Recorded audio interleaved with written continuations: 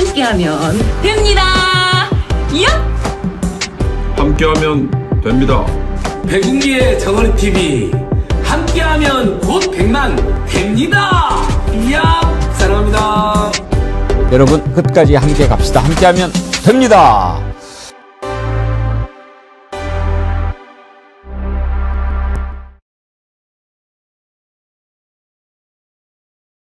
여러분 안녕하십니까, 백운기입니다. 윤석열이 비상계엄을 발동했을 때 우원식도 체포해라, 한동훈도 잡아들여라 이렇게 선동하고 아직도 부정선거를 입에 달고 살면서 이게 왜 내란이냐고 외치는 황교안이 체포됐는데, 국힘당 대표 장동혁은 우리가 황교안이라면서 본색을 드러냈습니다. 이제 명백해졌습니다. 명료해졌습니다. 국힘당은 내란당입니다. 대표가 자백하지 않았습니까? 더 볼 것 없습니다. 당장 내란정당 국힘당을 위헌정당으로 해산시켜야 합니다. 판결까지 기다릴 이유도 없습니다. 지금 법무부가 내란정당 국힘당을 위헌정당으로 해산 심판을 청구하면 헌법재판소가 심리할 때쯤 윤석열 내란수계 심판이 내려지고 여기에 가담했던 추경호 등도 모두 죄상이 드러나게 될 것입니다. 황교안이 누굽니까? 법무부 장관 때 통진당 해산을 청구한 자입니다. 그때도 통진당이 먼저 해산됐고 이석기 의원이 유죄 판결을 받은 것은 그 다음 해였습니다. 역사는 이렇게 교훈을 줍니다. 생방송 백운계 정치 1번지 출발합니다. 예, 정어리몰에서 이번에 가을 햇볕을 잘 맞아서 빨갛게 잘 익은 사과, 햇부사 사과 여러분께 선물해 드리고 있는데요. 아주 인기가 뜨겁습니다. 좋은 상품, 좋은 가격으로 드릴 수 있어서 참 저도 기쁩니다. 이번 주에 사과했으면 좋겠다 했는데 준비가 아주 잘 됐네요. 한 박스 5kg인데 크기에 따라서 9과에서 15과까지 들어가 있다고 하니까요. 아침에 하루 한 개 드시면 보약 아니겠습니까? 맛있게 드시길 바라고요. 자연산 대광어회 정말 맛있다고 주문이 계속 들어오고 있고 다시 또 주문하는 분들이 많으신데요. 매일 새벽에 자연산 광어, 그것도 5kg 이상 되는 거, 대광어를 잡아서 싱싱하게 살아있는 광어를 당일 손질해서 그것도 아주 두툼하게 썰어서 얼음 꽉 채워서 보내드리니까 맛있게 드실 수 있을 겁니다. 하루쯤 배송이 늦을 수도 있습니다. 왜냐하면 당일 잡아서 보내드리니까요. 맛있게 드시기 바랍니다. 정어리몰에서 야심차게 준비한 자연산 대광어회 맛있게 드시고 또 햇부사 사과 디저트로 드시면 좋겠지요. 전화로 간편하게 주문하실 수도 있습니다. 1551-3158로 전화하시면 친절하게 상세하게 정어리몰에서 설명해 드릴 겁니다. 예, 햇부사 사과 정말 여러분들 이번 주에 많이 사랑해 주셨는데 오늘 한번 우리 패널분들 드시라고 제가 특별히 준비했습니다. 네. 그거 네. 제가 먹어보니까 네. 껍질도 같이 먹어도 맛있어요. 그럼요. 껍질 먹어야죠. 우와! 센데 차력쇼! 칼로 안 썰어서 드세요? 아유, 칼 숨겨야지. 칼 숨겨야지. 근데 우리 안진걸 소장 스타일은 저희는 그냥 삭. 저기 사과 베는 것 자체가 싫어. 그냥 바로 보세요. 어머. 와. 근데 사실은 그렇게 먹는 게 더 맛있죠. 맛 어때요? 맛있긴 하죠. 너무 맛있어요. 새콤달콤. 정말 이거 햇 부사만이 느낄 수 있는 이 맛은 여러분과 함께 나눠야 돼요. 여러분, 사과 너무 맛있는데요? 여러분 한번 같이 잡숴봐. 예, 우리가 역사적인 대청소의 시간을 눈앞에 두고 있는데 뒤에 있는 배경사진 가슴이 웅장해지지 않습니까? 백두대간의 모습입니다. 강원도 홍천의 가리산이라고 합니다. 저는 가리산을 아직 못 가봤는데 가리산을 드론으로 찍어서 오원식님께서 보내주신 사진입니다. 강원도 홍천의 가리산 오원식님 감사합니다. 저 웅장한 배경을 이렇게 하면서 하니까 아주 제가 막 몸에 힘이 나는 것 같습니다. 감사드리고요. 이렇게 계속 보내주시기 바랍니다. 저희가 함께 배경을 만들어 가겠습니다. 오늘 수능 날이죠. 영덕사랑님 모두 반갑습니다. 우리 아들 수학 풀고 있겠네요. 오늘 아드님 수능 시험 보시는구나. 재수하면서 힘들었을 텐데 건강히 잘 이겨준 이강현 고맙다. 오늘 수험생들 화이팅해요. 그러셨는데 예, 저도 함께 화이팅 빌겠습니다. 그런데 오늘 아침에 부산이대이님이 이런 글을 주시기도 했어요. 예전부터 참 이상한 게 있습니다. 수능 보는 애들 전체 인구의 1%인데 왜 그렇게 많은 배려를 받는지 아는 분들 저 좀 설득시켜 주세요. 그래요? 그러면 일단 세부 패널 소개하고 말씀을 잃었어. 윤경호 퓨처미디 연구소장님 어서 오세요. 안녕하십니까. 예, 신유진 변호사님 나오셨습니다. 네, 안녕하세요. 네. 수능에서 좋은 점수를 받았을 것으로 예상이 되는 안진걸 민생경제연구소장님. 저는 학력고사 세대입니다. 학력고사도 힘들었죠. 학력고사 수능에 인생을 걸고 한 20년 가까이 전력에서 공부해 오신 우리는 아기 때부터 교육을 많이 받으니까 그래서 그 하루가 중요하니까 배려를 해주시는 거죠. 아시면서 그런 거죠. 방금 국회에서 오늘이 11월 13일 전태일도 열사가 사나운 날이어서 그 땀을 일하는 모든 국민들을 위한 날, 우리 민초들을 위한 날을 국가 기념일로 지정해서 여우 기자회견하고 응급실 뺑뺑이 해결하자. 응급실 앞에서 너무나 많은 사람들이 숨지고 있잖아요. 그래요. 일일이 그 소방대원들이 전화를 해가지고 있습니까 없습니까 물어보고 그래 몇 군데를 돈다는. 근데 앞으로는 응급실이 자기들이 몇 개가 비어 있는지 꽉 찼는지 미리 다 알려주는 거예요. 소방기관에다가 그러면 비어 있는 데로 갈 수가 있잖아요. 이제 그걸 민주당 의원들이 법 개정을 내는 것까지 갔다 왔습니다, 여러분. 그래서 땀이 나 있습니다. 예. 양해 구합니다. 항상 열일하시는 우리 안진걸 소장님 응원합니다. 감사합니다. 제가 근데 지금 수능 얘기했거든요. 수능 보는 애들은 전체 인구 1%인데 왜 그렇게 저기 하느냐? 왜 그럴까요? 우리 미래 세대를 책임지는 아이들 그 상징 아닐까요? 미래의 상징이다. 네. 그러니까 1%라도. 그러니까 아까 우리 안진걸 소장님은 학력고사라 그러셨죠? 예. 저는 미안합니다. 꼰대. 예비고사. 제가 예비고사라는 거에 마지막 세대입니다. 네. 예비고사라는 표현 자체를 아마 잘 모르실 거예요. 예비고사, 본고사 이렇게. 그렇죠. 그런데요. 그때는 저희 세대에서 대학을 가는 사람이 전체의 절반이 안 됐다. 뭐 이런 세대잖아요. 시대잖아요. 그럼 지금은 뭐 70% 80%가 대학 진학을 하고 있으니까 그 아이들이 우리 미래를 짊어져야 될 아이들이잖아요. 그 아이들이 거치는 중요한 인생의 어떤 선택의 기반이 되는 그 통과 과정. 그러니까 1%라도 상징성을 갖는 거 아닐까요? 신유진 변호사님 네. 저는 수능 물어보고 세대입니다. 싶은데. 네. 예. 왜 그런 것 같습니까? 저도 똑같이 생각했거든요.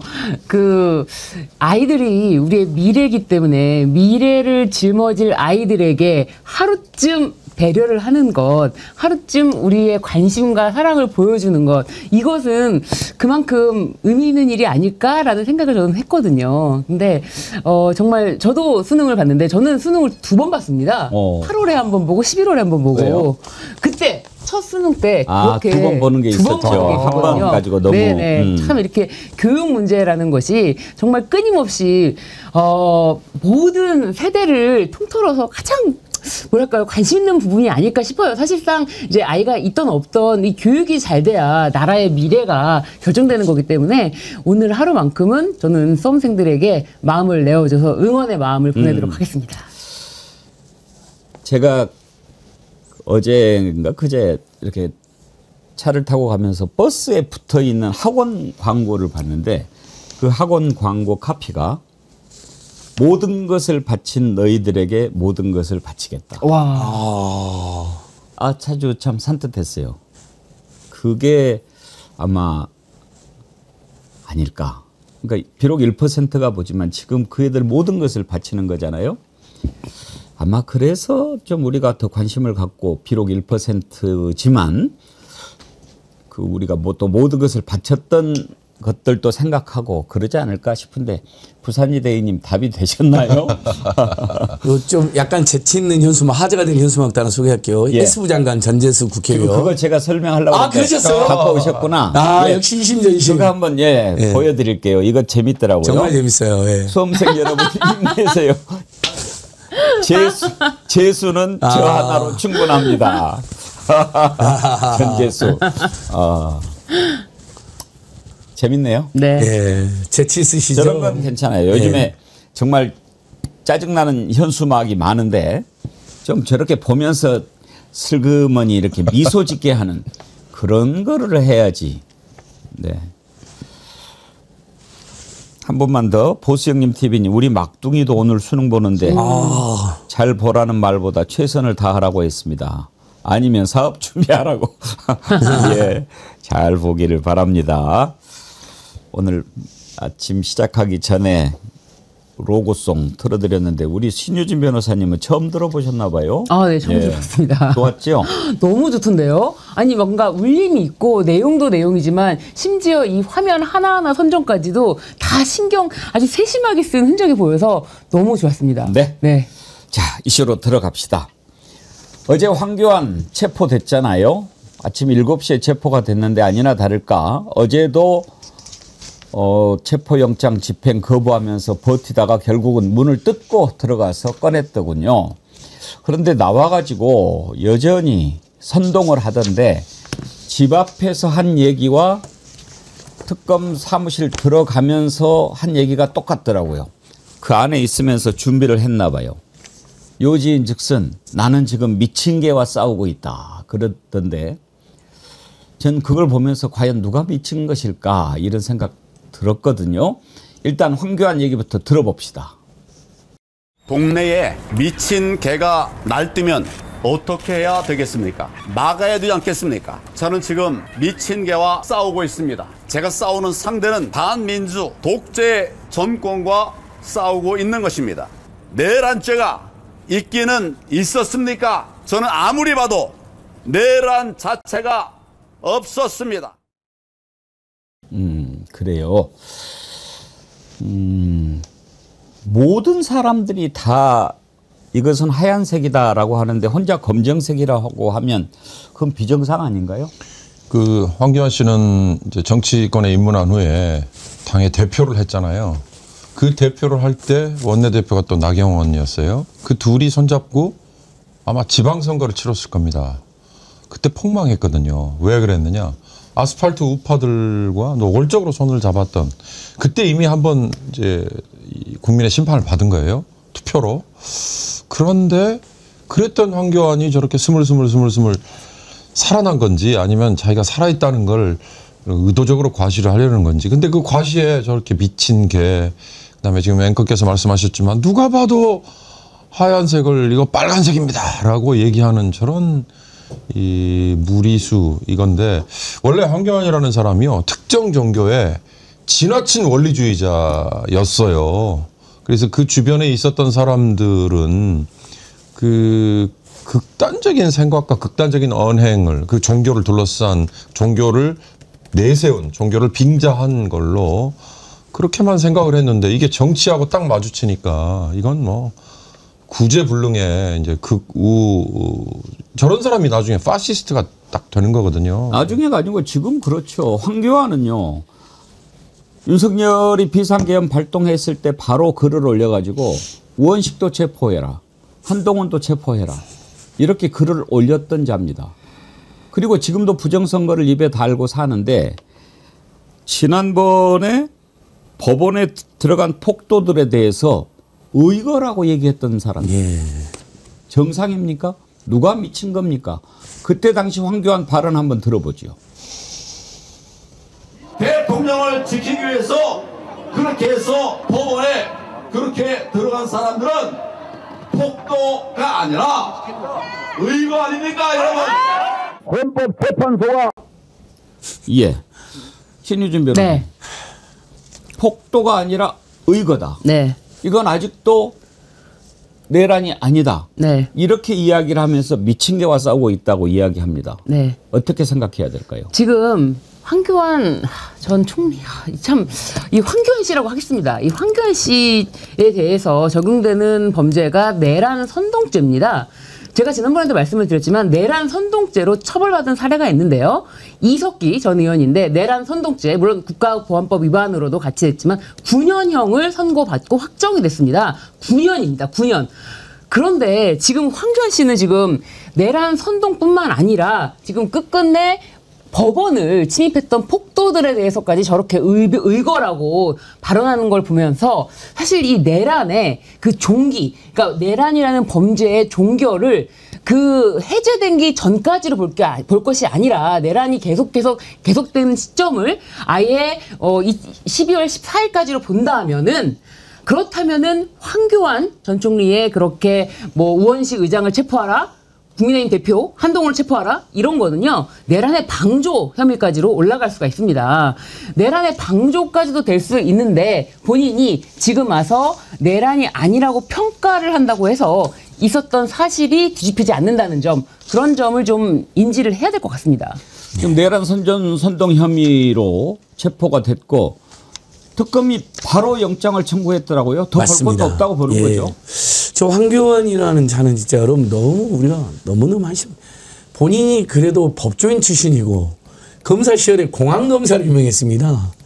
그러니까 정작 우리가 전두환, 노태우 이런 군사 독재 정권으로 싸울 때 검찰의 공안부로 정말 필요한 반독재 민주화 투쟁하는 사람들은 빨개 이름 몰아서 탄압하고 정권의 앞잡이 노릇했던 자가 이제 세상이 민주화되고 이 대명천지가 되었는데 지금이 미친 개가 날뛰고 독재 정권이 반독재 민주화 투쟁을 한다는 시대착오를 넘어서 완전히 본인이 미친 개라는 걸 스스로 인증하는 그런 행태를 보이고 있는데 법원 폭동을 아무래도 한국의 보수자들의 마지막 선이 그래도 법치주의이고 법원에 대한 존중이라고 생각하는데 법원에서 난동, 폭동, 소요 사태를 일으킨 자들 의거라고 한 것 그것만으로도 내란 선동이요 폭동 선동이 됩니다.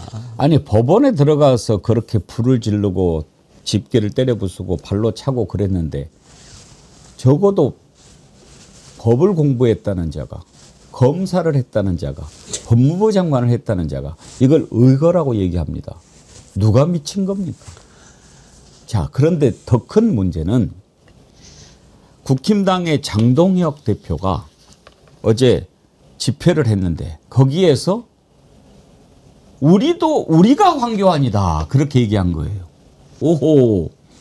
자, 그러면 저는요 그걸 보면서 적어도 그 자리에 다른 것을 규탄하기 위해서 모여있는 국회의원들이 있었다 할지라도 우리가 황교안이다라고 하는 순간 우리 내란당이라고 자백하는 것이 되지 않습니까? 그러면 적어도 몇 명은 나는 그거는 아니 하고 나가야지요. 그런데 모두 다 황교안이다라고 외치거든요. 그 순간 딱 이렇게 망에 들어오게 된 겁니다. 그래. 장동혁만 정상이 아닌 게 아니고 너희들 다 내란당이구나. 자백한 겁니다. 집단 자백장이 된 겁니다. 장동혁 얘기 들어보시죠. 여러분, 전쟁입니다. 우리가 황교안입니다. 뭉쳐서 싸웁시다. 저자는 마이크만 잡으면 좀 이상해지죠. 눈빛이 돌아가더라고요. 네. 그러니까 뭔가 그러니까 좀 심리학적으로는 나르시시즘이겠죠. 근데 마이크만 잡으면 또 다른 장동혁. 눈이 이상해져요. 지킬 박사와 하이드처럼 완전히 또 다른 장동혁이 되는데요.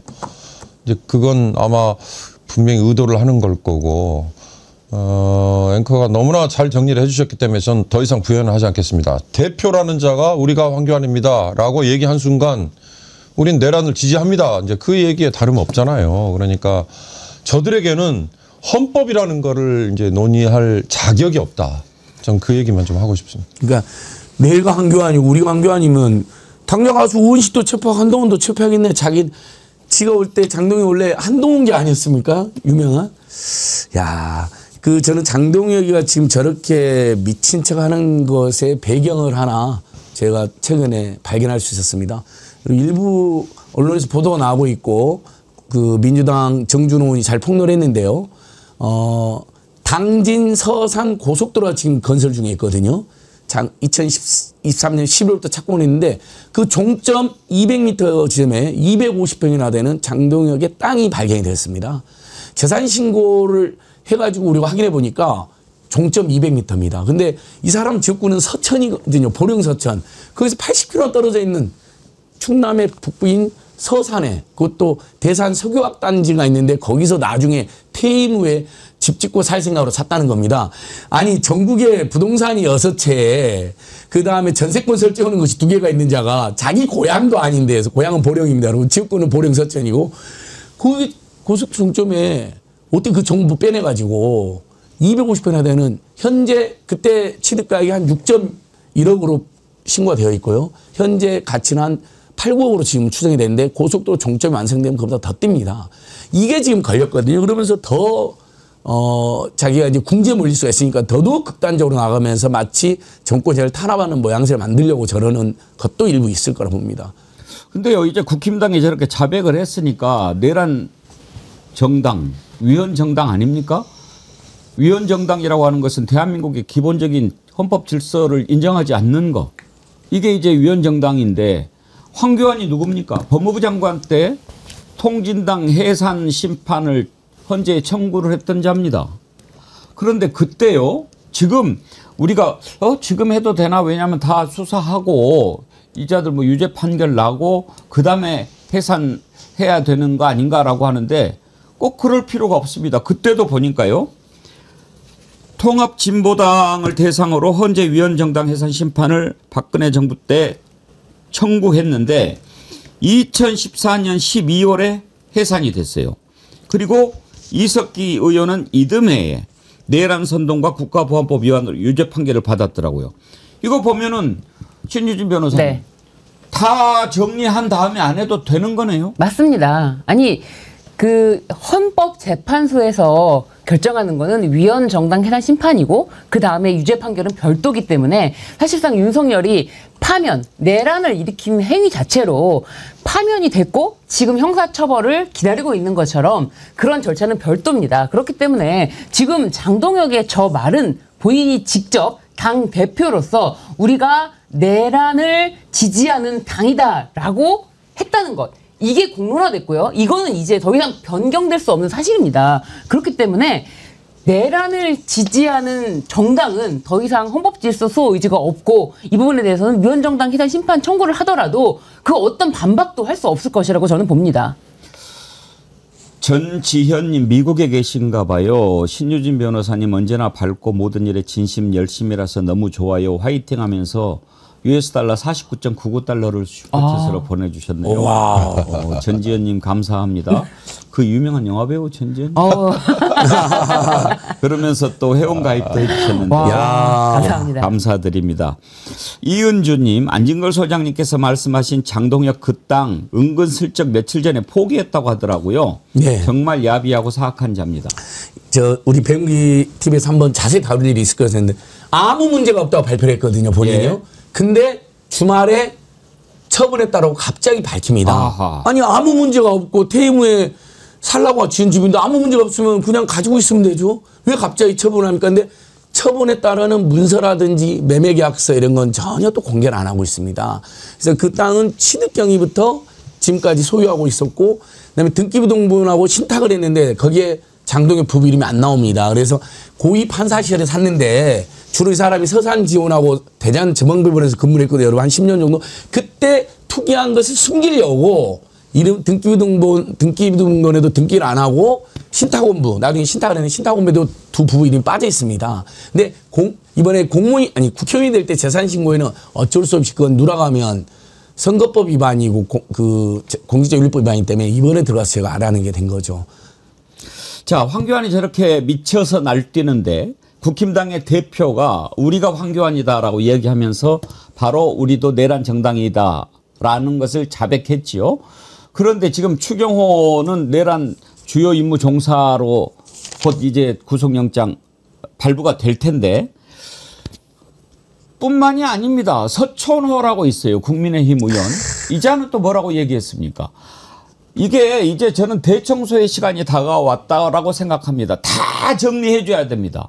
그때 당시에 떠들었던 자들 하나하나 곧 이제 정광훈도 불러서 조사한다고 하죠. 미친 개 얘기를 했는데 미친 개 릴레이라고 그럴까요? 한번 들어봅시다. 대통령을 지키기 위해서 그렇게 해서 법원에 그렇게 들어간 사람들은 폭도가 아니라 의거 아닙니까, 여러분?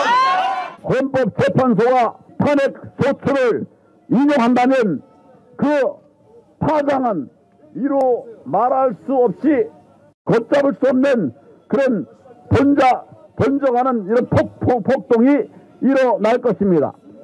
그 누구도 통제할 수 없을 것입니다. 선관위 헌법재판소 불법과 파행을 자행하고 있습니다. 이 모두 되려 부수해야 됩니다. 부수자! 자유민주주의 체제를 수호하는 성스러운 전쟁을 수행하고 있습니다. 3대 검은 카르텔을 깨부숴야 우리가 성스러운 전쟁에서 승리한다. 대한민국은 전시 상태입니다. 계엄군은 지금 즉각 모두 다 국회에 직결해서 저 쓰레기들, 계엄령을 어긴 범죄자들 즉각 다 체포하길 바라겠습니다. 토요일 혹은 일요일에 제2차 비상계엄 합시다. 제가 계엄사령관 하겠습니다. 우리는 서울구치소를 들어가서 강제로라도 왜 국민중앙권이 최고의 권위니까 대통령을 서울구치소에서 모셔 나와야 되는 것입니다. 자, 누구누구 청소해야 될지 정리가 됐습니다. 네, 정확하게 누구누구가 이 사건의 본질을 꿰뚫어서 처벌을 받아야 되는지 다 영상으로 인증을 남긴 것입니다. 네. 보수형님 TV님, 정어리 TV와 함께 합시다. 내란 세력 없어질 때까지 청소합시다 하면서 슈퍼챗도 보내주셨는데 오늘 좋아요 11,000 목표 좀 더 쓰시면 안 됩니까? 예, 감사드립니다. 지금 뭐 서천호도 들어봤고 윤상현도 들어봤고 뿐이겠습니까? 이런 사람들은 이제 다 자기들이 이렇게 들고 나오니까 이따가 검사들도 우리가 짚어보겠지만 저는 불감청 고소원 그런 생각이 들어요. 뭐 굳이 뭐 네, 자수하고 추가 나오는데. 수사를 할 필요가 없다 예. 이 말씀이겠죠. 저는 저걸 보면서 우리 사회의 수준을 이제 두 가지 측면에서 생각했어요. 하나는 저런 자들이 활개를 치고 다니는 거를 한쪽에서는 용인을 한다고 그래야 되나요? 아니면 그냥 보고 그러니까 저들이 그냥 발을 딛고 설 수 있는 공간이 어찌됐든 있다는 거잖아요. 뭐 언론의 자유인지 아니면 표현의 자유인지 기타 등등 뭐 있습니다. 또 하나는 우리가 이미 선거에서 저들을 밀어내고 저들을 이제 척결을 했다고 이제 얘기할 수 있는 척결할 수 있는 토대를 마련을 했는데 왜 즉각 그러면 못했을까? 이게 바로 우리가 지금 취하고 있는 민주주의가 아닌가. 우리가 만약에 쿠데타 세력에게 내란 세력에게 똑같은 방식의 무력이나 똑같은 방식의 이 저항으로 그들을 제압을 했다면 한순간에 다 쓸었겠죠. 싹 보내고요. 감옥에. 영장이 뭐 필요하겠습니까? 저들이 하는 방식으로. 그러나 우리는 그게 아니잖아요. 왜 이제 와서 저들을 하나하나 단죄를 해야 되는지, 그리고 그 단죄의 절차와 방법이 약간의 인내, 약간의 뭐 시간, 기다림 이런 것들이 수반이 돼야 되는지, 그게 바로 우리 민주주의의 지금 현 주소고 수준이 아닐까. 저는 그 두 가지를 한번 생각해 봤어요. 근데요, 황교안이 미친 게 얘기하니까 저는 바로 그 친구가 떠오르던데요. 감사원의 유병호 감사위원 있잖아요. 그 최재해가 퇴임식을 했는데 그 자리에서 세상은 요지경 노래를 틀고 그 한 번만 불러줘봐요. 세상은 요지경 속이다. 잘난 사람 잘난 대로 살고 못난 사람 못난 대로 살고 여기도 작아 저기도 작아 작아가 반친다. 야야. 그걸 틀었대요. 그거를 틀고 소리를 지르고 그것도 끝까지 틀었대요. 그렇게 하고 막 최재 원장한테 감사원 다 망쳐놓고 간다고 그렇게 얘기를 했다고 그러는데 정말 정상 아닌 거죠. 근데 그런 자를 어떻게 처단을 못하냐 이거. 처단이 아니고 어떻게 제재를 못하냐. 아까 제가 말씀드린 인내와 기다림과 우린 절차가 필요한 그건데요. 그런데 공무원이잖아요. 공무원은 또 다르거든요. 근데 그걸 왜 응징을 못하냐. 그걸 보고만 있어야 되느냐 이런 분통이 터지는 측면도 있긴 있죠. 예, 유병호는 이제 사실 정확히 특검 수사 대상인지가 약간 애매해가지고 김건희 비리, 윤석열 비리를 감사원이 비호하는 데 연루된 건 맞는데 그 부분이 좀 애매한데 유병호 대선 여러분 다수 고발이 되어 있습니다. 많은 사람들이 고발했거든요. 그래서 아마 이제 특검에서 마무리 수사를 할 수도 있고 특검이 아닌 데서도 유병호는 반드시 응징 처벌 축출될 겁니다. 감사원에서도 직권남용으로 공수처 고발 예, 여기저기 고발 많이 되어 있습니다. 예, 시민단체들도 많이 해놨고요. 근데 정말 유병호는 뭐 이렇게 국회에 나와서 답변하는 거 봐도 어떻게 저자가 정상인가 이런 생각 막 들어요. 지난번에도 막 이렇게 국회의원들이 질의하고 그러는데 뭐 하수구 터진 것도 내 탓입니까? 막 이렇게 막 하고 그랬잖아요. 그거 한번 볼 수 있나요? 아니 그럼 감사원에 하수도 터진 것도 제 탓이고 전부 탓입니까?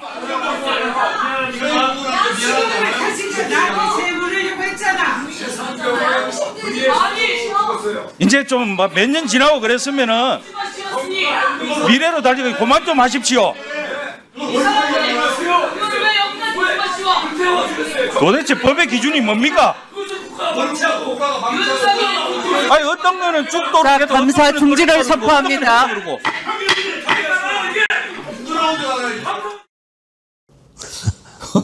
참나 저런 사람도 있어요. 심지어는 체제 감사원장이 답변을 안 하니까 아니 답변하지 말라니까 이런 소리도 질렀어요. 미친 자 중에 미친자입니다. 아마 윤석열 김건희한테 특명을 받은 것 같아요. 체제에는 문재인 때 임명됐는데 우리한테 협조하긴 하는데 못 믿어오니 감사원의 타이거파예요. 제가 실제 막 무술도 하고 다니고 이름에도 호자가 들어가잖아요. 그래갖고 타이거파라고.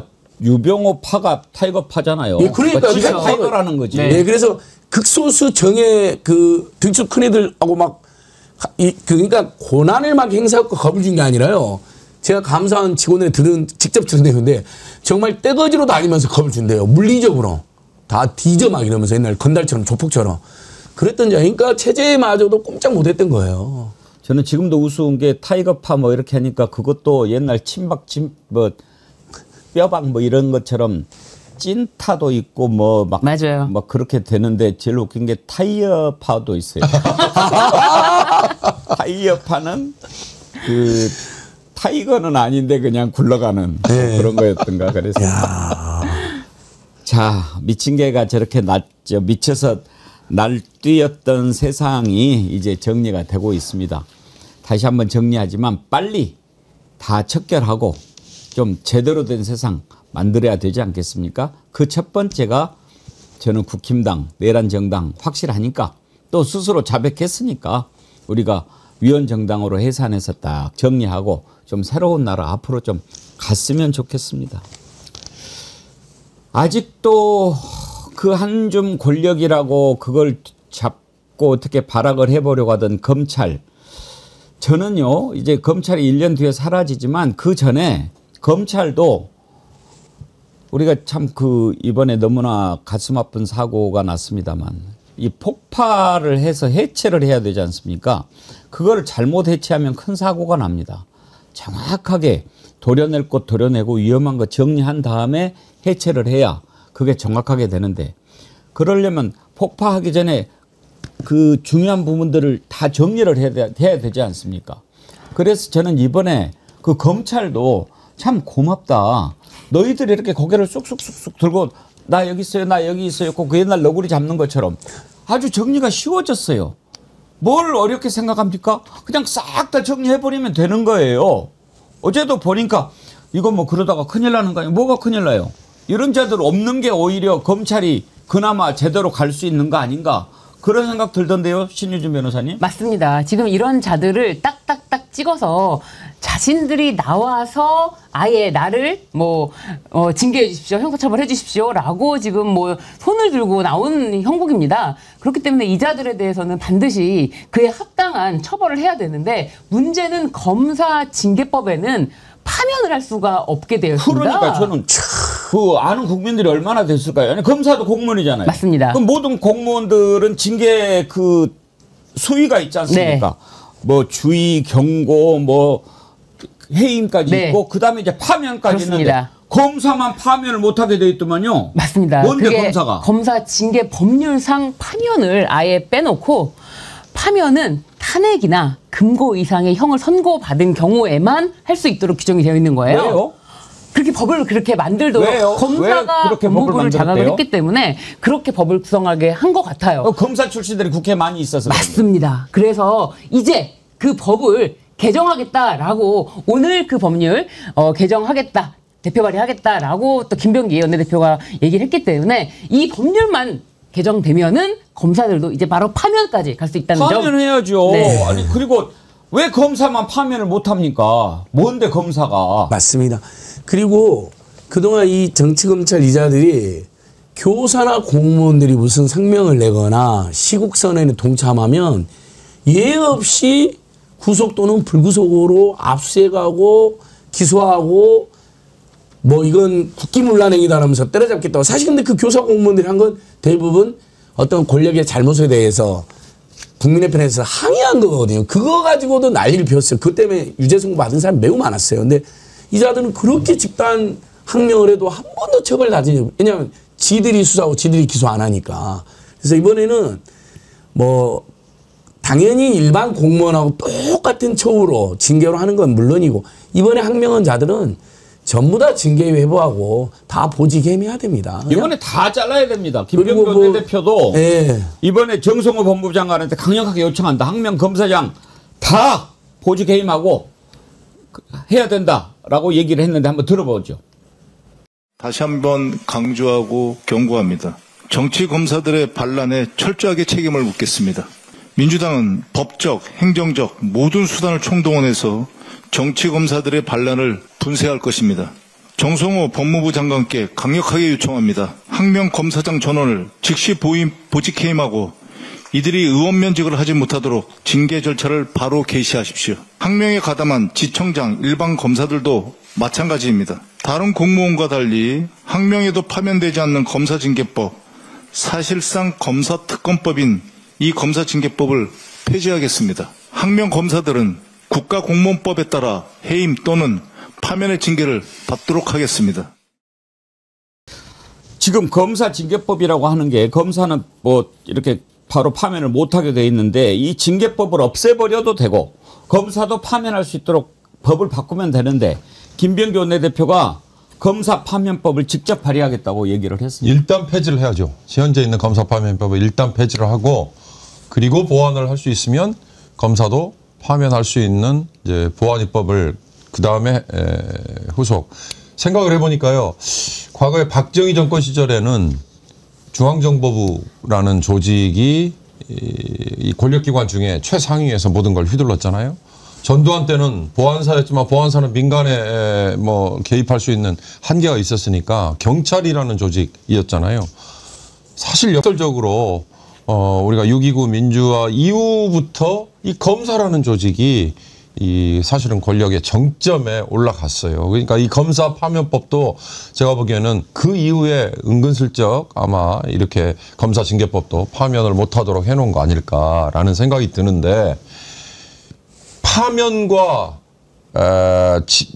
해임, 그러니까 파면과 징계가 무슨 의미를 갖느냐? 옷 벗고 나서 변호사 화려하게 다시 진입하는 거 이거 자체를 막을 수가 있거든요. 그러니까 검사들은 조직을 배신하면 안 된다라는 게 마치 무슨 자기들의 불문율처럼 돼 있는데 이게 나중에 전관 여부와 연결되고 지금까지는요. 그래서 조직을 배신하지 않고 조직을 위해서 내가 끝에 내 몸을 던져서 헌신을 하면 후배들이 본인에게 뭔가 전관 여부를 해주고 변호사로서 계속 먹고 살 수 있고 이 고리를 딱 끊어버리면 되는 거거든요. 그러니까 파면 가능하도록 한다는 거는 그 고리를 끊어버리는 아마 핵심일 거라고 생각이 들어요. 그렇죠. 혹시 안진걸 소장님 농사 지어보셨어요? 어렸을 때 이제 부모님이 지을 때 좀 따라서 했습니다. 가라지라고 아세요? 가라지. 예. 알곡하고 비슷하게 생겼는데 예, 이러면 더 잘 자라요. 예, 맞습니다. 이거 솎아내지 않으면 영양분을 다 뺏겨. 알곡을 뺏어가 버리죠. 알곡 영양분을. 그렇죠. 알곡과 가라지를 구분을 딱 해야죠. 그래야 알곡이 제대로 자라요. 예. 그러니까 검찰이 지금 이제 해체가 되는데 이런 가라지들이 섞여 있기 때문에 우리가 도대체 이거를 그냥 다 폭발을 해버리자니 알곡이 다칠 수도 있는데 이번에 가라지들이 나 가라지요 뭐 이렇게 올라오니까 얼마나 구별하기 쉬워요. 그래서 이번에 이제 이렇게 평가를 내더라고요. 대장동 1차 수사팀은 또 이번에 그 항명을 주도한 2차 수사팀하고는 입장이 다르다고 입장이 나왔고요. 그 김태훈 검사장을 중심으로. 그래서 동일한 입장입니다, 여러분. 양심적인 검사도 또 일부 지금 하게 됐어요. 대장동 2차 수사팀이 윤석열이 되자마자 다 교체한 거잖아요. 그리고 그걸 갑자기 이제 이재명과 이재명 참모들의 비리로 조작한 건데 1차 수사팀 입장이 그건 잘못됐다. 항명도 잘못됐고 그 수사도 잘못됐다는 입장이 나왔다라는 거고요. 두 번째, 정치검찰이 이 난리를 피는 거 보니까 보안 수사권을 주자는 사람들이 지금 뻘쭘해졌어요. 보안 수사권 줘서는 안 된다고 저희는 강력히 이야기하고 있는데 그래도 혹시 경찰이 잘못하면 검찰이 보안 수사권이 있어야지 했던 사람들이 지금 쏙 들어갔습니다. 여러분, 보안 수사권 주면 안 됩니다. 보안 수사는 경찰 내부에서 또는 또 다른 상급 수사기관이 하게 만들면 되고요. 정치검찰은 철저히 공소청으로 바꾸고 저는 이름도 검사가 아니라 기소관으로 바꿨으면 좋겠습니다. 아예 우리나라에서는 검찰 이런 이름이 아예 없어져야 됩니다. 너무 지겹습니다. 이번에도 이렇게 대놓고 노골적으로 정치 개입하는 거 보세요. 윤석열, 김건희 그 난리 피웠을 때 단 한마디도 못했던 자들이. 지금 이 정치검사들은 자신들이 마치 법 위에 있는 것처럼 착각하는 것 같지 않습니까? 왜 그런 거 하면은 아까 말씀드렸듯이 검사는 탄핵이나 금고 이상의 형을 선고받지 않으면 파면되지 않기 때문에 예. 그런데 파면되려면은 탄핵은 국회에서 해야 되는 것이고요. 국회에서 탄핵을 발의를 하더라도 헌재에 갔을 때 증거가 없어서 이 사람들이 죄가 없어서가 아니라 증거가 제대로 제출되지 않아서 파면 결정을 못한다라는 결정을 지금 수차례 내지 않았습니까? 그런 걸 보면서 우리가 증거만 안 내면 돼라고 잡고 있고요. 금고 이상의 형이 선고되려고 하더라도 자신들이 기소를 해야 돼요. 검사가 검사를 기소해야만 이게 형을 선고받을 수가 있기 때문에 우리가 기소 안 하면 돼라는 것 때문에 아예 그렇게 믿고 배짱을 그렇게 부리고 있는 것입니다. 지금요 몇몇 검사장들 다 이렇게 뭐 항명하고 그러는데 아주 잘 됐어요. 다 정리하면 되고 검사장들 하는 일도 없어요. 그냥 폼만 잡고 있는 거지. 안 그래요? 맞습니다. 걔네들이 뭐 해요? 맞습니다. 수사를 합니까? 뭐 합니까? 그냥 관용차 타고 다니면서 어디 가서 밥이나 먹고 다니지. 그리고 지금 항명 그걸 했죠. 쿠팡 노동자들 퇴직금 200만 원, 300만 원 떼먹은 거. 야, 그거 처벌하지 마는 이런 짓은 하죠. 그 엄희준도 그렇고 그 이제 지검장인데 이번에 강백신도 그렇고 예. 사실은 진작에 탄핵될 사람들이에요. 맞습니다. 원래 민주당이 이 자들을 탄핵하기로 하고 탄핵 청문회 날짜를 잡아놨는데 12월 11일 날 탄핵 청문회를 하겠는데 12월 3일 날 내란을 일으켜가지고 못하는 바람에 이 자들이 지금 버티고 있었던 거예요. 이런 가라지들을 다 정리를 당장에 해버려야죠. 그러면은 조금 더 알곡이 숨쉬기가 낫지 않겠습니까? 아주 저는 아이고 고맙다 막 이런 생각이 들어요. 알곡과 가라지 아주 명쾌합니다.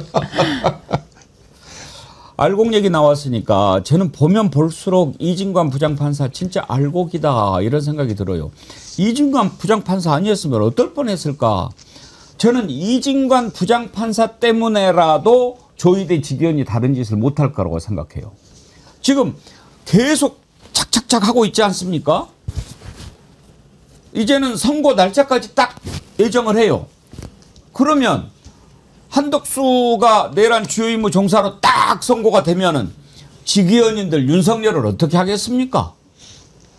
하여튼 이진관 부장판사 그 지난번에 이병철 변호사가 이진관 부장판사를 내란 전담 재판부 맡게끔 했으면 좋겠다는 청원을 했는데 이건 또 청원 대상이 안 된다고 안 받아들였더라고요. 우리가 그것을 당장에는 못하지만 지금 막 이렇게 하고 드니까 지난번에 천대엽도 뭐 조금 꼬리 내리고 그러던데 아무튼 조희대 직위원은 절대 믿을 수 없고 끝까지 그대로 우리가 두고 보는데 일단 잘하는 사람들은 계속 힘을 실어줄 필요가 있어요. 어제도 한덕수 내란 주요 임무 종사 그 혐의 재판을 하는데 윤석열에 대해서 너 나와 확실하게 안 나오면 알지 이야기했어요. 들어봅시다. 네, 기존에 저번기에 말씀드린 것처럼 윤석열이 불출석 사유서 제출한 바는 있습니다만은 불출석을 정당화할 만한 사유는 아니라고 판단이 됩니다. 그래서 이에 따른 제재 조치 달리 지급할 이유가 없기 때문에 과태료 500만 원과 구인영장을 발부하겠습니다. 부인할 일시는 11월 19일 수요일입니다. 오후 4시에 구인하도록 하겠습니다. 너무 마음에 들어. 속이 다 시원하네요. 그러면 지금 과태료 500만 원은 부과가 된 거죠? 네네네. 판사가 딱 저기 하면 네. 이제 그 6억 5천 받은 것에서 일단 500만 원은 나가네. 네. 그렇습니다. 예. 네. 그리고 또 우리 국민들이 또 위자료 청구한 것도 있지 않습니까? 예. 6억 5천 부족합니다. 네네. 그거 안 되죠. 네. 구인영장 11월 19일 오후 4시에 딱 데려가 와라! 라고 했으니까 사실 못 데리고 올 수가 없거든요. 지난번에 서울구치소에서 못 데리고 나왔다는 거, 그거는요, 말이 안 되는 거고요. 이번에는 끌려 나오던가 아니면 지발로 나오던가 둘 중에 하나인데 지발로 나올 것입니다. 저는 이중관 부장판사 또 마음에 드는 게 윤석열한테 씨자 안 붙여요. 네.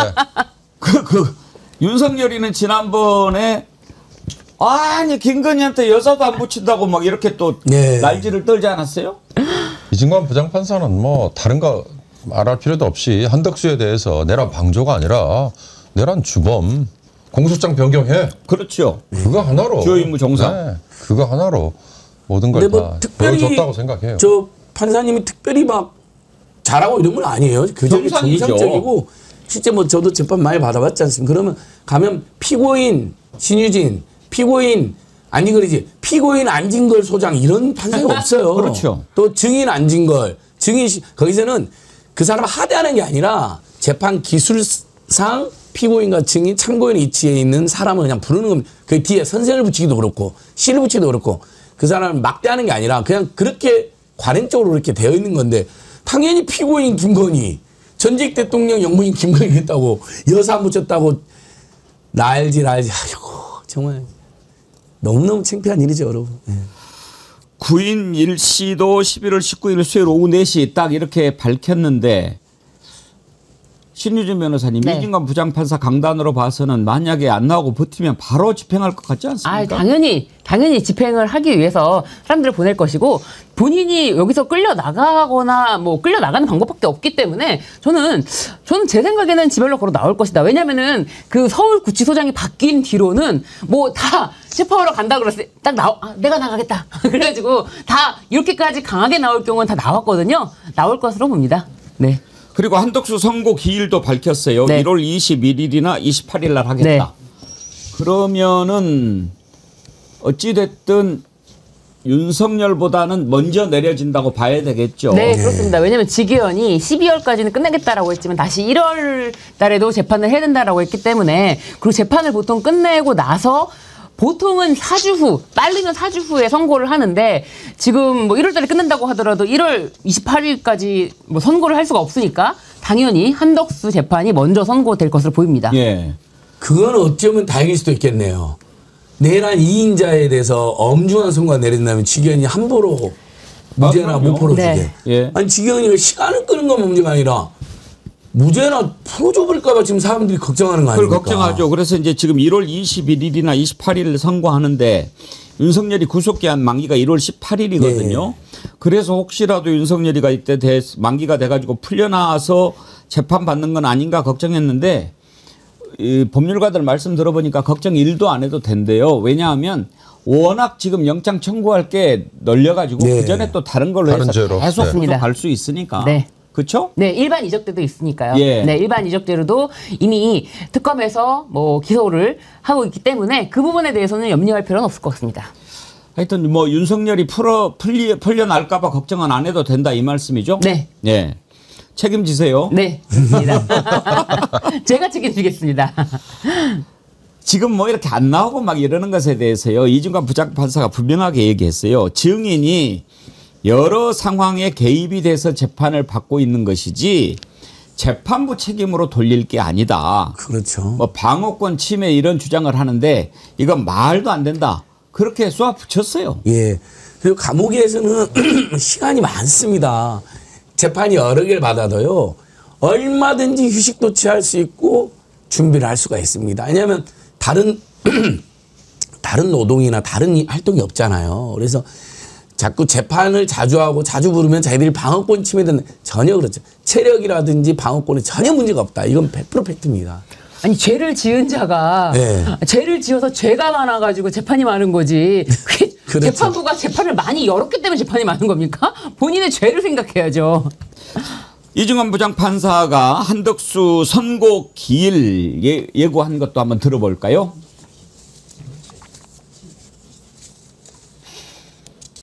저희가 이제 여러 차례 말씀드린 것처럼 11월 중에 심리를 종결하는 걸 목표라고 뭐 제가 한 2번 말씀드린 것 같습니다. 비상계엄도 한지 벌써 1년이 다 지나가는 상황이고 해서 그리고 나머지 증인 소환 절차를 계속하는 게 뭐 어느 정도 필요한지 이런 거에 대해서 좀 고민도 하고 있습니다. 아까 변호인께서 요구하신 부분까지 마무리하려면 11월 24일 월요일입니다. 이때 아마 피고인 신문을 해야 될 것 같고요. 그렇게 되면은 이제 11월 26일은 사실상 이제 구형과 최후 변론해서 종결을 하면 될 것 같습니다. 심리 종결은 11월 중인 11월 26일 종결을 목표로 하고 판결 선고는 1월 21일 오후 2시나 1월 28일 오후 2시에 선고할 예정입니다. 저렇게 좀 사람이 정리가 돼 있어야죠. 네. 한덕수 선고 같은 것도 중계를 하겠죠?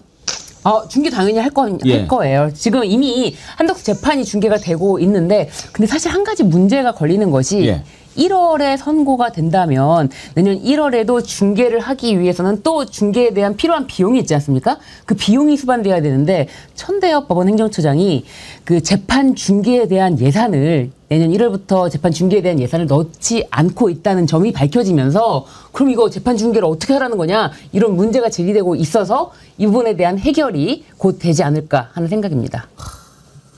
진짜 정말 그런 거 하라고 예비비 있는 거 아닙니까? 네. 돈이 없어서 중계를 못 한다는 건 정말 말이 됩니까? 다른 것 사무실 줄여가지고 돈이 없는 것이 아니고 일부러 재판 중계를 안 하려고 꼼수를 쓰고 있는 그런 상황이 지금 딱 들통이 났기 때문에 더 이상 그런 짓을 못하도록 국민들이 보고 있다는 거죠. 재판 중계 얘기하시니까 요즘 김용현 재판이 정말 가관 중에 가관이더만요. 김용현 변호인 하는 거 보셨죠? 김용현 변호인이 회방질하고 거의 뭐 분탕질에 가까운 걸 지기현이 그냥 다 받아주고 질질 끌려가고 거기에 재판 중계를 뭐 중단할 요청 뭐 이런 것까지 서슴없이 얘기하고요. 전 그 지금 한덕수 재판, 윤석열 재판 그리고 김용인 재판 이제 워낙 많으니까 국민들은 언론이 그걸 전달하지 않으면 그 일일이 들어가서 찾아봐야 되잖아요. 그런데 그 와중에 김용현 재판이 거의 아수라장처럼 변하고 있어서 지기현이 담당하고 있는 모든 재판이 아수라장입니다. 뭐 지기현 이자가 뭐 완전히 뭐 개그하고 있으니까. 근데 이 김용현 재판 할 때 그 변호사가 지기현 말고 또 다른 재판장이 이렇게 할 때 보니까 완전히 재판장을 막 그 윽박을 지르더라고요. 김용현 재판하는데 막 방청석에서 사람들이 와가지고 막 김용현 했었나 봐요. 그러니까 재판장이 그 이런 일이 다시는 재발하지 않도록 해달라라고 당부를 하니까 재판장이 뭔데 우리한테 막 이러냐고 큰 소리를 치길래 저거 보면서 저자가 정말 변호인 맞는가? 아니 변호인은 피고인의 이익을 위해서 활동해야 되는데 재판장을 그렇게 건들고 이렇게 마음을 불편하게 만들어서 피고인한테 무슨 도움이 될까 싶더라고요.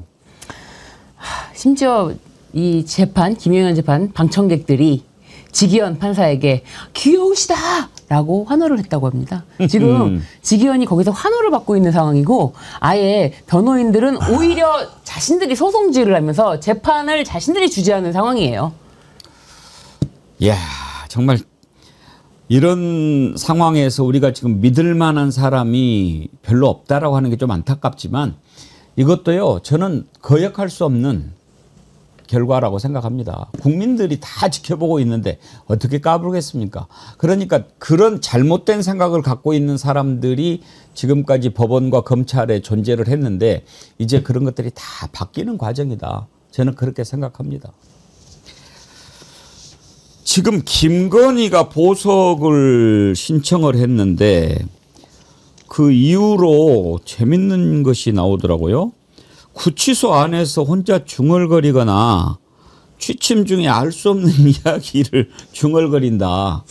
그러니까 지금 상태가 많이 안 좋으니까 그러니까 뭐 다른 이유로 한 게 아니고 그냥 뭐 정신이 좀 이상해졌으니까 풀어주라 그렇게 이야기를 한 것 같은데 그러면 정신병원 가겠다고 이야기를 해야지. 뭐 전자장치도 부착하고 휴대전화도 안 쓴다는 그런 조건도 받아들이겠다 이런 얘기를 했다고 해요. 이걸 믿을 수도 없거니와 보석 말이 돼요? 신유진 변호사님. 네. 아까 어떤 눈 밝은 우리 시청자님이 네. 오늘 차고 오신 목걸이가 반 클리프 아펠인가 그러다고 그러는데 맞아요? 이건 네, 저렴한 겁니다. 와. 어디 소희건설에서 받으셨나요? 이거는 반클리프 아펠이 이렇게 생긴 게 이제 많은 여성분들이 많이 알고 있고 많이 사용하고 있는데 이거 말고 다이아몬드가 박힌 것이 굉장히 고가고요. 예, 이거는 그냥 스톤이기 때문에 싼 거? 네, 그렇습니다. 이거 아펠은 맞고? 예, 예. 그렇군요. 그러면 반반 클리프 아펠이다. 실물은 처음 영접했네요. 이게 보급형입니다. 보급형. 보급형. 예, 예. 이게 뭐 제가 샀을 때는 300만 원 정도. 예. 제가 샀을 때는 그 정도 가격이었습니다. 두 분이 사주시지 않고 직접 맞습니다. 사셨어요? 네네. 아니 남편이 사줬죠? 네. 아무튼 어울리십니다. 김건희 구치소 혼자 중얼거리고 잠자면서 헛소리를 하는 것을 변호인이 어떻게 알았을까요? 보지도 못했을 텐데. 그러니까요. 김건희가 그렇게 이야기해라고 시킨 거죠. 여러분 다시 한번 말씀드립니다. 보통은 우리가 숨 쉬는 것 빼고 다 거짓말이라고 희대 사기꾼을 공박을 하는데 이 김건희 최은순 집단은요. 숨 쉬는 것까지도 사기고 거짓입니다. 김건희랑 최은순을 연구했던 사람들, 그 사람 당했던 사람들 공통된 얘기예요. 숨 쉬는 것마저도 거짓말이다. 전 거짓말이죠. 김건희의 지금 건강 상태 시발이 재판 중에 구토에서 시작됐다면서요? 네, 그렇습니다. 그 구토가 이준수와의 사적인 문자 카톡을 검사 측이 공개를 했을 때 모르겠습니다. 그 한 점의 부끄러움을 느낀 건지 당혹감 때문이었는지. 당혹감이죠. 네, 그 구토로부터 지금 시작돼서 저렇게 보석 신청에 대한 건강 상태 증거로 저런 얘기를 한다는 것 같은데 전 그래서 이제 제가 지금은 참 죄송한 말씀입니다만 현직에서 살짝 밀려나 있으니까 도대체 그 주고받았다는 카톡 내용이 뭘까? 그걸 본 분들이 의외로 많더라고요. 들었다는 분들이. 김건희 변호인이 그 보석 의견서에다가 특검이 불륜으로 여론전을 하고 있다. 불륜 의혹을 형성하고 확산시키고 있다라고 주장을 했어요. 아니 사실상 특검이 증거로 제시한 부분은 주가 조작에 대해서 그 이모 씨와 김건희의 그 카톡 내용이 서로 비밀리에 알고 있었던 거 아니냐. 이 주가 조작이라는 사실을 나도 더 그 비밀을 지키고 싶다. 내가 더 그 비밀 지키고 싶어 오히려 라고 했는데 이 카톡으로 어떻게 불륜까지 의혹이라는 이야기가 나왔는지 본인들이 직접 불륜 의혹을 뭐 이야기했기 때문에 그 뒤의 내용은 아마도 그런 내용이 더 있을 텐데 그거를 미리 사전에 막기 위해서 이렇게 불륜 의혹을 더 이상 확산시키지 마라 이런 거를 실드를 친 게 아닌가. 그렇지만 이미 본인 입으로 불륜이라는 얘기가 나왔기 때문에 그런 거는 있겠구나 하는 생각이 사람들한테 더 심어질 수밖에 없는 거죠. 아니 근데 본인이 불륜을 했으니까 뭐 그런 의혹이 생기는 것 아닌가 그런 생각도 들고요. 지금 뭐 아프다고 그러는데 이게 본인이 실제로 아픈 게 아니라 저는 그 김건희 재판도 중계를 좀 다 했으면 좋겠어요. 그냥 현장은 못 보고 우리가 전해서 듣는데 왜 이번에 이제 그 직접 재판장이 가방이랑 이런 거 확인해가지고 사용감을 확인했잖아요. 네. 그런데 부인을 하다가 전성배 건진이 좀 진실을 이제 얘기를 해라. 당신 때문에 여러 사람 힘든다. 그러니까는 거기에서 완전히 무너져가지고 엎드려 버렸다는 거 아닙니까?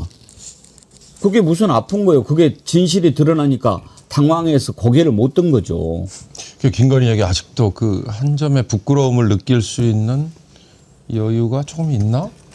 그런 부끄러움을 알았던 여인네가 그렇게 무참한 짓을 했을까? 그러니까 두 가지예요.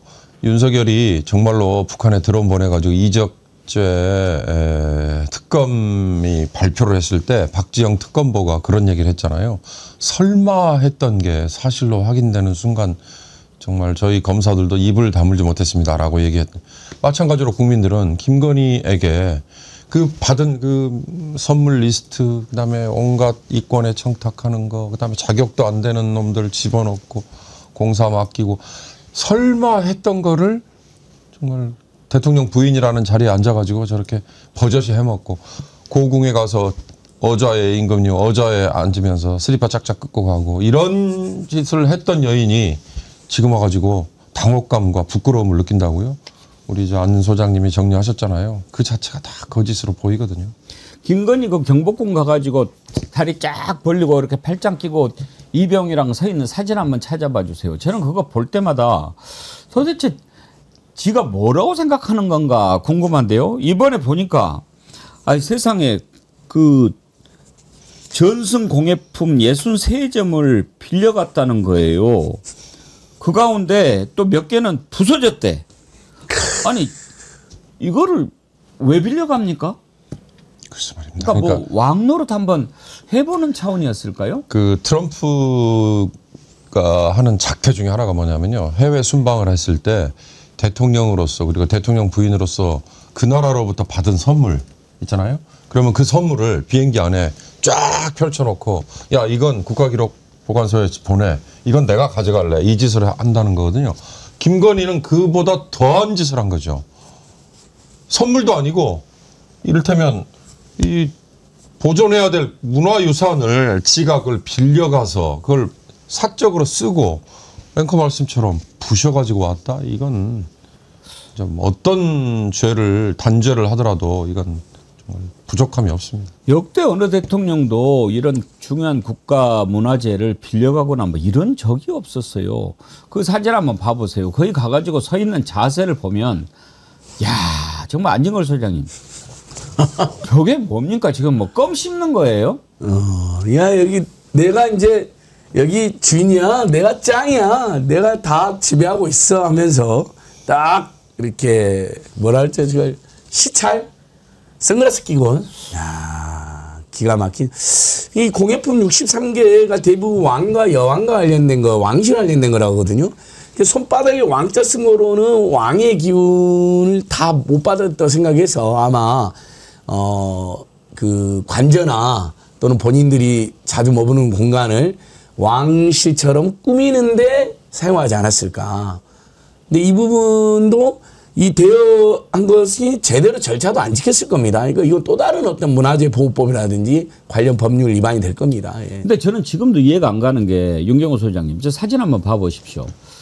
저게요 몰카가 아니잖아요. 그렇습니다. 핸드폰으로 몰래 찍어가지고 이렇게 그 공개한 게 아니고 공식 사진사가 찍어가지고 릴리스를 했든지 뭐 이런 사진 아닙니까? 릴리스는 하지 않고 자기들이 간직하고 있었더라고요. 그랬다가. 근데 저 사진을 뭘 자랑이라고 공개를 합니까? 그래 말입니다. 그러니까 저는 그래서 이제 저 중에 도대체 저기에 갔을 때 이배용 뭐 그다음에 저 문화유산 청장 있지만 저 김건희의 바로 왼편에 서 있는 저자가 최모라는 문화체육 비서관이거든요. 예. 저자가 이 고궁 나들이 그다음에 어좌에 앉아서 임금 행세하는 이런 것들에 대한 기획에 거의 주범인 걸로 지금 추정이 되고 있는데 정말 저 문화체육관광 저기는 저 어공도 아니고 문화체육부를 거친 행시 출신의 늘궁이거든요. 그러니까 저런 자들의 저런 곡화가세 물론 그 정점에는 정말 멋모르고 저렇게 임금 행세, 지가 무슨 임금? 하여튼 그 흉내 내려고 하는 네. 김건희의 저 작태 저건데요. 저는 사진만 봐도 막 분노감이 부글부글 끓고 있으니까. 왕행세 하면서 동시에 사이비 주술로 기운까지 내려받으려고 했던 거라고 봐야 됩니다. 그래서 골프 63 가장 저 사진은 어떻게 공개가 된 거냐면요. 저 옆에 있는 사람들은 전부 다 공손하게 여왕님 모시듯 있잖아요. 그런 김건희의 멋있는 이세를 김건희 측 사진사 ACPC 있어요. 이 중에 한 명이 찍은 겁니다. 김건희도 알고 있고요. 원래는 자기들끼리 기념하고 또 이게 공개가 돼서 나중에 문제가 안 되면 우리 윤석열보다 이세야 센 김건희 여사님 만세, 대통령 만세 이러려고 했는데 저건 문제가 된다고 생각해 공개는 안 했는데 그 사람 퇴임했거든요. 그 사람들 또 테마회에서 보니까 야 이건 자기들이 봐도 너무했다 해서 공익제보한 거로 제가 알고 있습니다. 예, 내부 제보. 그래서 그 김건희 변호인들이 우리가 알고 있다. 니들이 누군지. 야 누구는 누구야. 당연히 김건희 측근이었던 비서가지 지사람 사진 찍은 사람 누구 국민도 다 알지. 그러니까 지들끼리 기념한다고 찍어놨는데 결국 그 사람이 갖고 나온 거죠. 그나마 지금은 그 사람 양심을 좀 찾은 거죠. 예. 아까 뭐 김건희가 구토했다고 그러는데 울 친구님 천하디천한 저런 게 영부인이었더니 토가 나오려고 하네요. 정말 그렇습니다. 우리가 보는 순간 토가 나오려고 합니다. 그나저나 신유진 변호사님 보석 신청 받아들여질 가능성이 있습니까? 없습니다. 네. 보통 보석이라고 하면 구속기간이 만료 직전에 어차피 만료되기 때문에 그냥 풀어주는 게 아니라 어떤 조건을 붙여서 풀어주는 그런 경우 또는 정말 병이 중한 경우 이런 경우 보석을 보석을 허락하는데 사실상 웬만한 수술한 환자들도요 병보석 신청해도 다 기각합니다. 이거는 뭐 어지럼증이 있다, 불안 증세가 있다, 뭐 자다가 중얼중얼거린다 이런 걸로 보석이 받아들여진다면 대한민국 교도소에 남아있을 사람이 없습니다. 다 보석을 했네. 아마 오늘부터 그랬는데 전부 다 우리 피고인들이 자다가 중얼거려요 제가요. 아이고 나도 모르게 혼잣말해요 교도소. 근데 원래 교도소에 있으면 혼잣말 많이 하게 됩니다. 심심하잖아요. 혼자 있으니까. 네, 특히 독방에 있을 때는 혼잣말 많이 해요. 저도 그냥 TV 보면서 이점 미친놈 막 하면서 중얼중얼 아유 심심해 아유 답답해 막. 아니 그것도 있지만 형사사건 피해자들이 자주 써먹는 방법 있잖아요. 저 변호인들이 저 사람은 감옥이 아니라 병원에 가 있어야 됩니다. 그 작전. 그렇죠. 그 작전을 지금 쓰려고 하는 건지 모르죠. 그 작전이죠 지금 현재. 왜 그러려고 하는지 우리가 모르겠습니까? 하여튼지 말도 안 되는 일들을 계속 했는데 오늘 어떻게 하다 보니까 말도 안 되는 놈들 시리즈가 돼버렸는데요. 자 이제 검찰 관련된 거 또 항소 포기, 노만석 사퇴 그다음에 검사 제명 이런 것들 오늘 2부에서 법사위원이죠. 서영교 민주당 의원과 함께 자세하게 한번 짚어보도록 하겠습니다.